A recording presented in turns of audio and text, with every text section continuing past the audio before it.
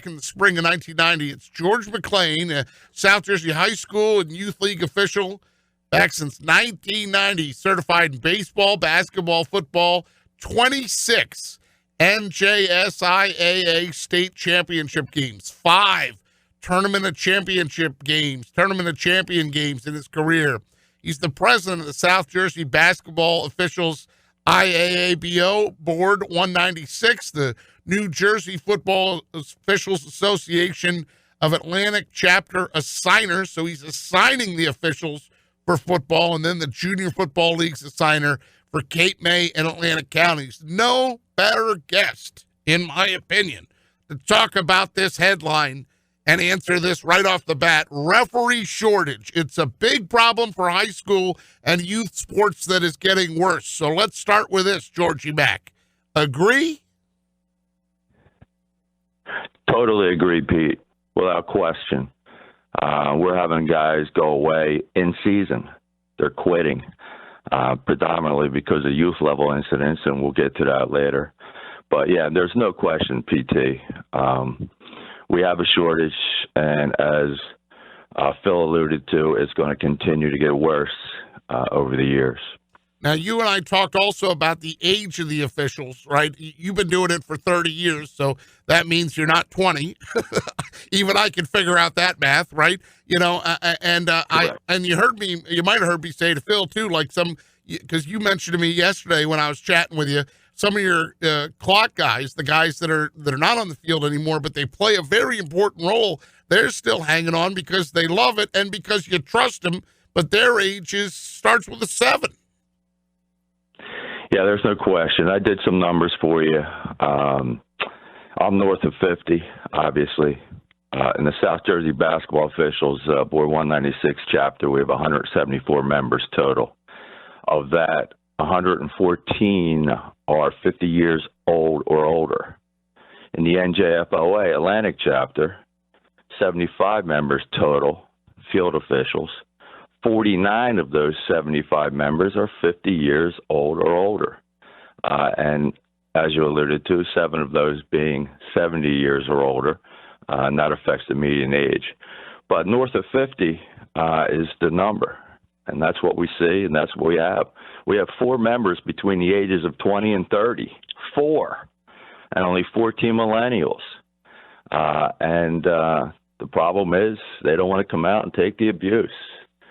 Verbal and the threat of physical abuse. They just refuse to do it.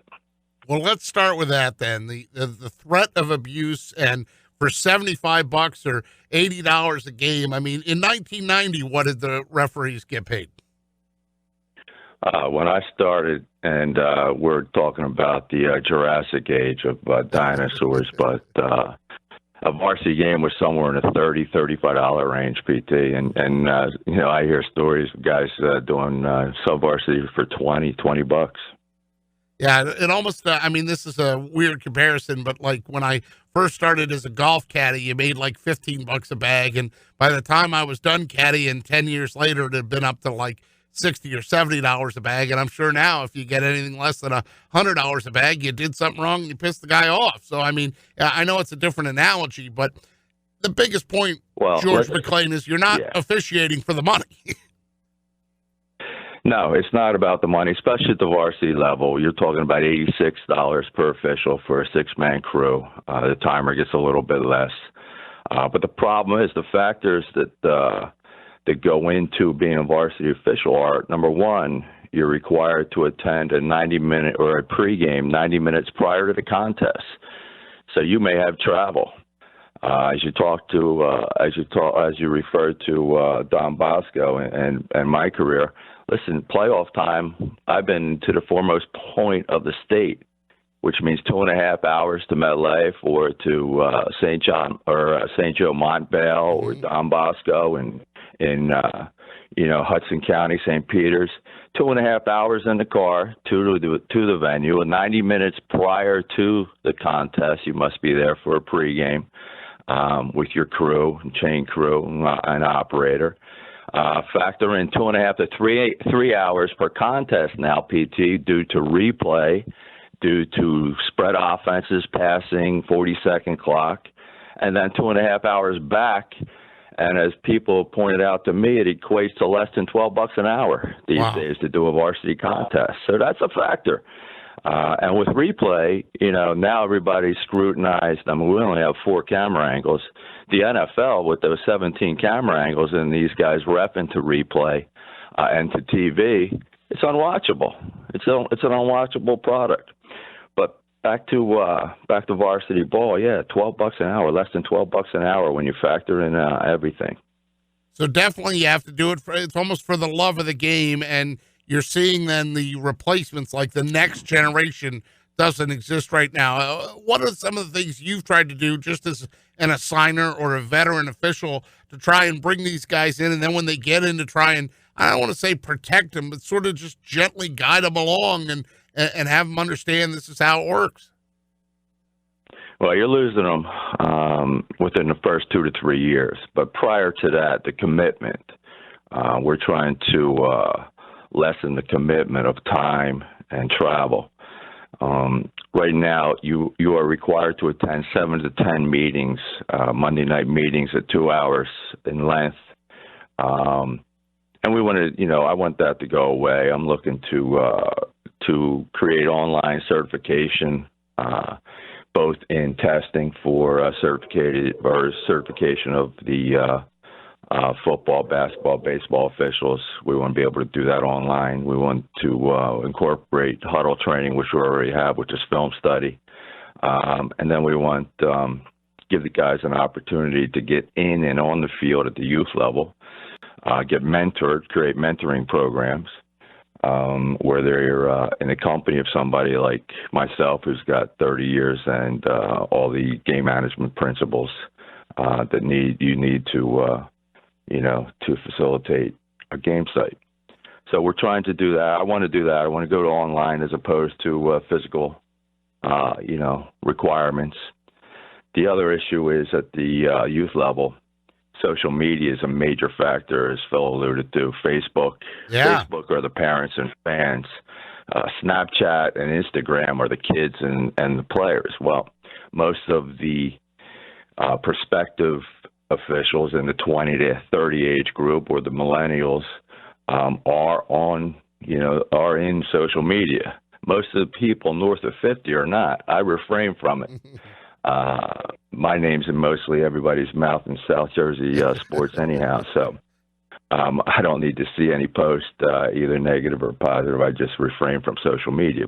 But not for nothing, George, that's a different animal for you now, because in a pregame meeting with the captains, you're going over your standard shtick of, let's respect each other and, play to the whistle, but listen to our whistles, and we are the, in charge on the field and whatnot. And then you get into a game and it's like you're Columbo. You realize that, the center, and I'm not going to name teams, but the center on one team had a beef with the D lineman on the other team, and they were blowing each other up on Instagram all week and saying they were going to kick each other's butt, and then this escalates into fighting on the field. Like, you have to almost be detective to figure out, like, this isn't normal football. Like, why are these guys trying to kick each other's rear end?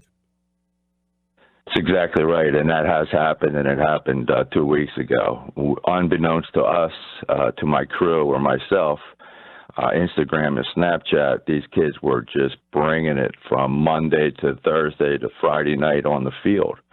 And it brings a much more elevated level of emotion to a game or a rivalry. I mean, I had Ocean City and Mainland last Friday night. That's a neighborhood rivalry. But it escalates in emotion when these kids are trash talking throughout the week. And we've addressed that. We addressed that in our pregame. At the youth level, it's a different animal. Parents have actually taken to Facebook when a schedule comes out in the beginning of a season, and they're betting on 7th and 8th grade youth games. Oh my God. In a few of our communities, which to me was shocking. It's absolutely insane.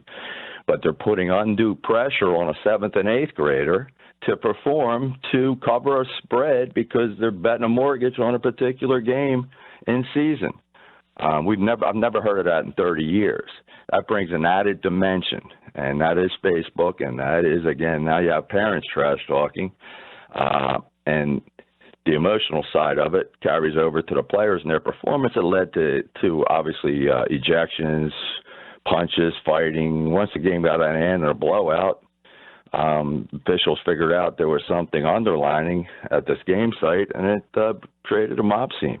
They felt threatened and the threat of violence, So that's social media, like Phil alluded to, even the political climate. This country right now is just in disarray, without question, just lack discipline.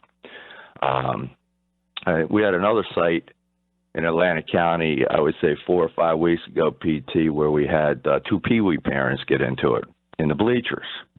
Now the game's going on. There's 2 games to follow at the junior varsity and varsity level.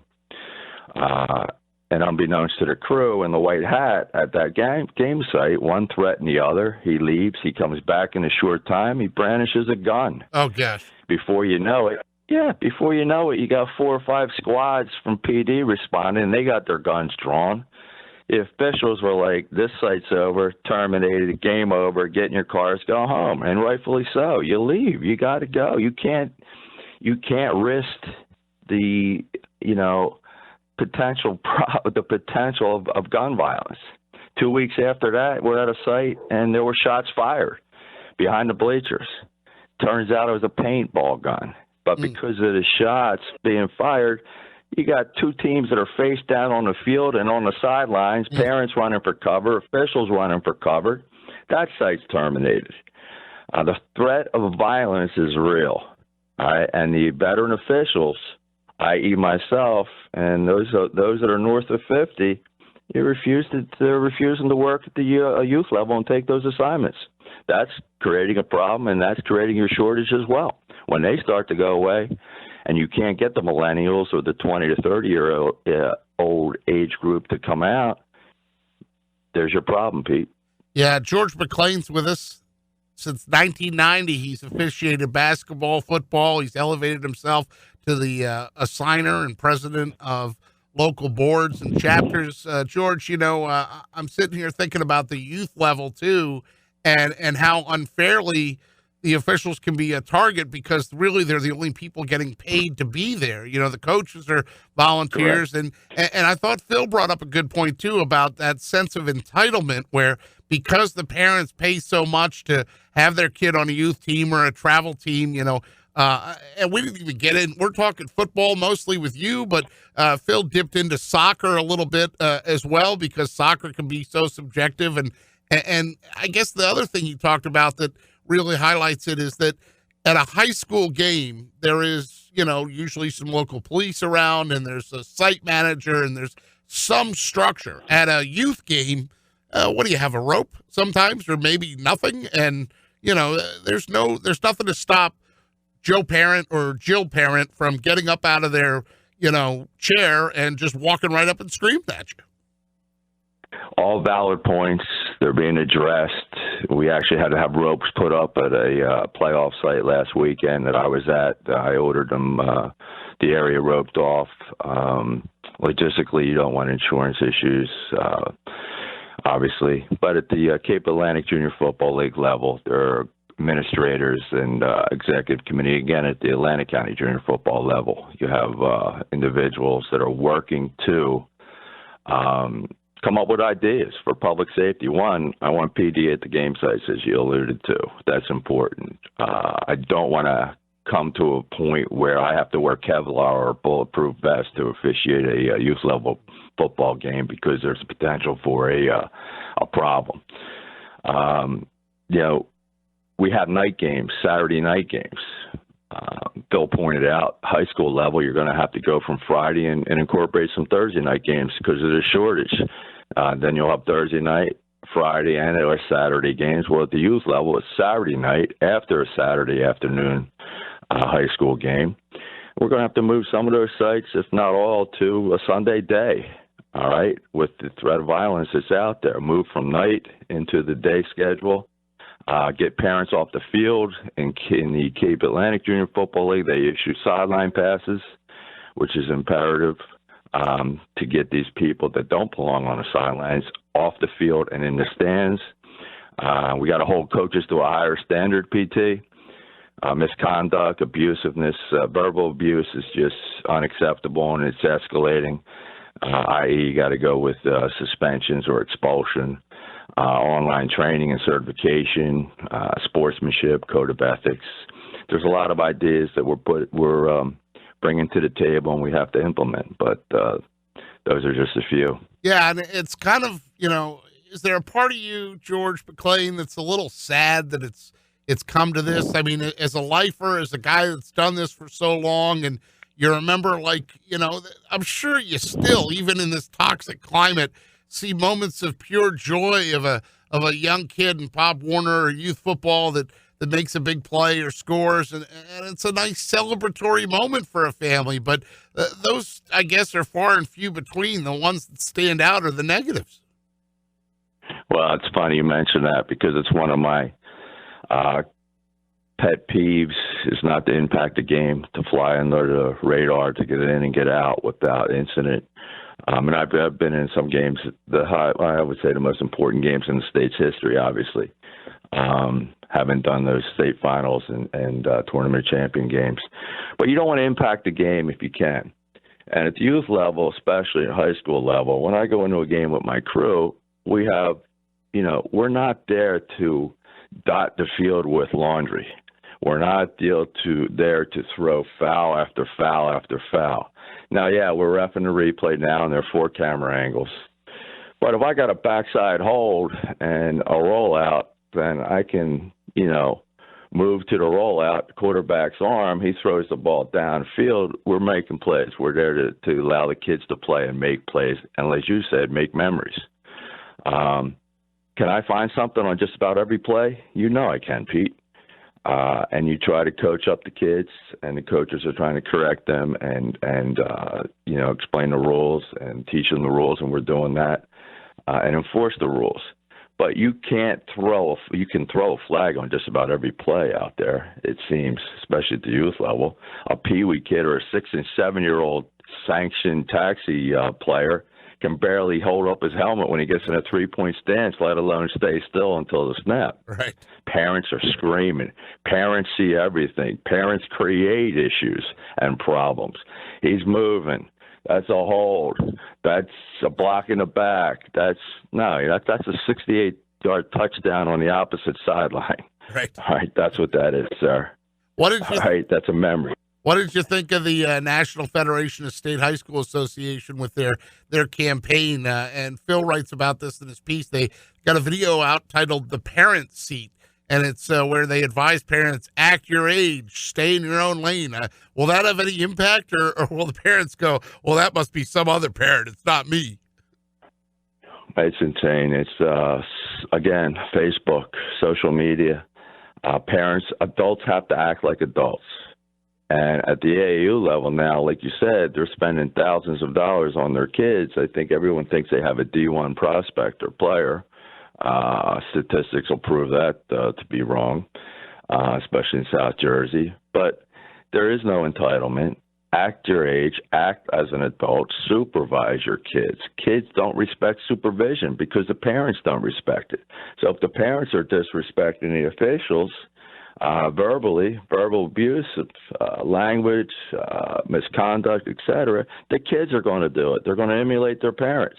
So there is no respect to supervision out there. That's my first thing. Let's instill a discipline, all right, to act your age, to act appropriately. No doubt. George McClain's with us here on the Pete Thompson Show on 97.3 ESPN. We're discussing the Phil Anastasia piece, referee shortage, big problem for high school and youth sports that is getting worse. And, of course, Georgie Mack with, since 1990, football, baseball, and basketball. And, George, baseball is one we didn't touch on. And we're talking about proximity, the proximity of the fans to, say, the home plate ump, or the proximity of the fans to that first base ump or the ump in the field. That's a little troubling as well.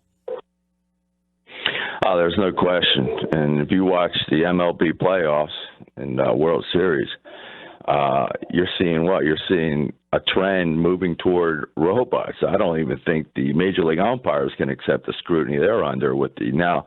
You tune in the ESPN, you see the box, right? The proverbial box now. Yep. Every pitch is scrutinized. At the youth level, you're not there yet, but the verbal abuse that the home plate umpires are getting on balls and strikes, and parents usually can't see in or out. The black all on either side of the plate 17 inches across, but they see up and down. And the perception, it's just, it's crazy. It's just, like I said, the screaming, the yelling, the abusive language, it's out of control. And this is pitch by pitch. And yeah, they are on top of you. Basketball is even worse, PT. You cover many a game in South Jersey as I have. They're on you. The stands are right on you, without question. And you hear everything, and you address little. And you hope that the site will provide PD, site management, right, and take the appropriate precautions to in regard to the safety of the officiating crew and the players. I had an incident in Atlantic County football game where the players, one of the kids was involved in an aggressive hit tackle. It was flagged. It was a peel back on a broken play on a punt return. And here come the parents out of the stands. My baby. They stormed the other parents in the other bleachers, which is insane. That site was shut down. I would imagine. All right, they came out of the stands and on the field, and at that point, you throw up your hands and say, "Game over." Yep. In your cars, let's go. We can't tolerate this. Yeah. It's a problem. George McClain with us here. Hey, George, let me ask you this too. So when you first started, right, because you're not doing it for the money, you're doing it for kind of the love and I guess I would say the camaraderie too, right? I mean, the people that do it, you get your crew, you get your patterns, you get tight. Do you feel like maybe the new guys don't feel that camaraderie, and so that combined with then the verbal abuse is enough for them to just throw up their hands? You talk about throwing up your hands. They're like, you know what, this isn't for me. Listen, my crew, and we've been together 15 years. At football level, varsity level. We travel to and from games in a Tahoe. We pregame all the way there, and we rehash and talk about the games on the way home. But the camaraderie is everything to us right now. And they are. Paul Garamelli's a longtime umpire. My wings, Sean Ross and Vince Ionase is my line judge, and then Kevin Holm is my side judge, and Jimmy Garrett, my field judge. And these guys have been in some of the biggest games, that have ever been presented, especially at MetLife. And it's all about the camaraderie. And what we try to do is when we take it from the varsity field into our Monday night meetings and we go over film study and huddle and try to be proactive and point out the good that we're doing and reemphasize proper mechanics, policy, because judgment's hard to, it's hard to instill judgment in somebody, but you teach them to be in a proper position to make the proper call, and hopefully they do. And we do that every Monday night. And we instill a mentoring program with the younger officials, but we take that to the field at the youth level.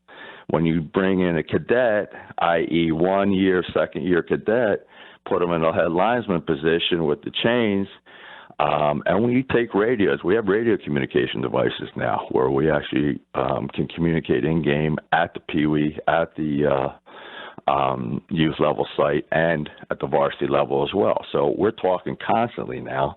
I don't have to be standing next to somebody to communicate them. So we're coaching them up, mentoring them, teaching them what they're doing, correcting what they're doing wrong, and reemphasizing what they're doing right.